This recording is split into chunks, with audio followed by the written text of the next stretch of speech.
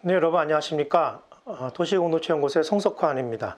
지난 4월 4일 윤석열 전 대통령의 계엄 선포가 불법이고요. 또 대통령을 파면하는 것이 헌정 질서를 지키는 일이다라는 결정이 나왔습니다.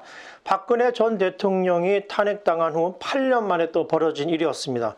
국가적으로도 큰 고통이었고 전 사회적으로 치른 그 비용이 실로 어마어마했습니다. 극도의 긴장이 좀 누그러지긴 했지만 앞으로 다가오는 대선 전국에 이 긴장이 또 재현될 가능성이 높다 생각합니다.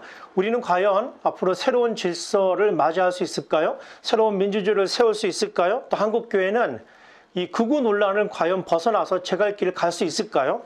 쉽지 않을 것 같습니다. 불법 계엄을 옹호하는 여러 정치 세력들이 아직도 반성하지 않고 자신들의 잘못을 덮으려는 온갖 술수를 벌이고 있습니다. 친일 세력을 제대로 단죄하지 못해서 또 독재에 부역한 세력들을 제대로 단죄하지 못해서 선진문화국인 대한민국이 21세기에 이런 일을 또 겪게 된 것입니다. 그러나 현실 정치에서 모든 악을 일소한다는 것은 굉장히 어려운 일입니다. 재발을 막기 위한, 재발을 방지하기 위한 여러 제도적 보완들이 대선 이후에 정비가 되어야겠습니다. 이번 거리의 시위에 나타난 야광봉들 기억하시죠? 또 키세스 이런 것들이 아마 새로운 민주주의 주체 세력의 등장을 암시하는 그런 상징물이 아닌가 저는 생각해 봅니다. 의회와 정당 정치를 통한 대의민주주의가 제대로 작동되지가 않으니까 시민들이 여전히 거리에 나설 수밖에 없었습니다. 오히려 이것이 한국적인 민주주의가 서구 민주주의를 뛰어넘는 그런 계기가 될지도 모르겠습니다. 서구의 대민주주의가 한계를 드러내고 있고요. 여러 선진 민주주의 국가에서 극우 세력의 제도와 정치적 진입을 차단하지 못하고 있는 상황에서 서민이, 시민이 직접 참여하는 새로운 K시민 민주주의 제도화를 상상해 봄직한 것입니다. 이번 1년의 사태 가운데 한국의 시민민주주의가 일정한 승리를 거두었다고 한다면 한국교회는 최대의 위기에 봉착했다라고 해도 과언이 아니겠습니다. 극우 세력들과 동일시되면서 반사회적인 집단이다. 이런 이미지가 더욱 강화되었습니다. 모든 교회를 대표하는 것은 아니지만요. 정광훈, 손연보 등 일부 교계 인사들이 주도한 극우적 정치운동의 세력화가 향후 한국교회의 대표적 이미지가 될 것 같습니다. 정치적 이념을 앞서 교회를 이용한 저들의 악행은 적어도 한 세대의 선교를 어렵게 만들 것입니다. 기독교 민족주의 이념에 근거한 기독교 국가론은요, 기독교 애국론과는 좀 거리가 멉니다.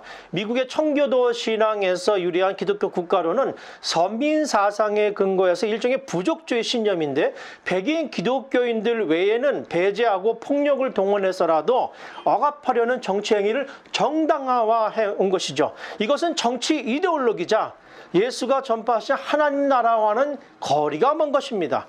미국의 기독교 국가로는 복음주의 신앙을 가진 백인들이 중심이 되는 자신들만의 부족 국가를 꿈꾸고 있는 것입니다.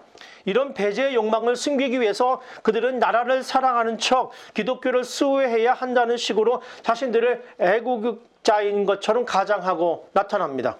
그러나 기독교 애국론은 배제와 고립의 원리가 아니지요. 국가가 하나님 나라의 원리에 맞게 정의롭고 평등한 나라가 되도록 기도하고요. 때로 견제하고요. 때로 압력을 가할 수도 있습니다.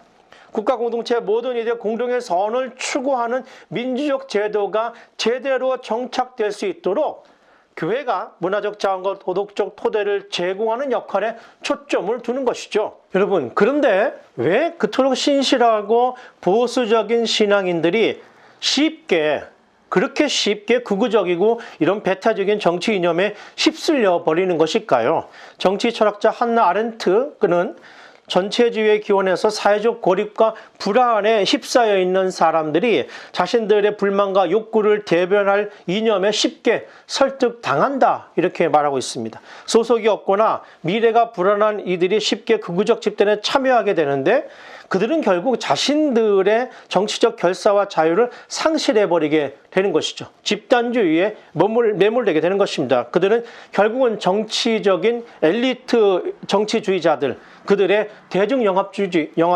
포퓰리즘이라고 그러죠. 여기에 휩쓸리기 십상입니다.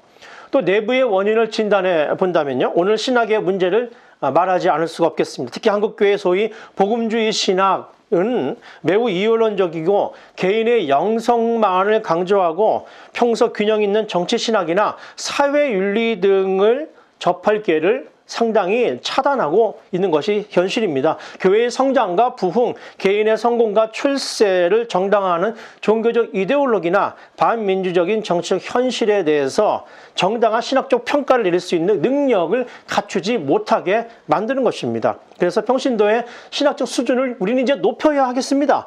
교회 학교와 청년 시절부터 정치, 경제, 사회에 아우르는 이런 신학적 분별력을 제대로 훈련받을 수 있는 교육훈련 과정들이 우리에게 절실하게 필요한 것입니다. 민주적 공론장에 참여하는 그리스도인의 태도를 적극적으로 우리가 이해할 수 있도록 해야 합니다. 교회 안에 봉사자로 머물러서는 안 되겠습니다. 민주주의 성숙과 정의로운 사회 발전에 이바지하는 것이 곧 우리가 증언하는 하나님 나라를 공론장에서 보여주고 실체화하는 좋은 선교적 기회가 될 수 있다는 점을 명확히 인식해야 하겠습니다.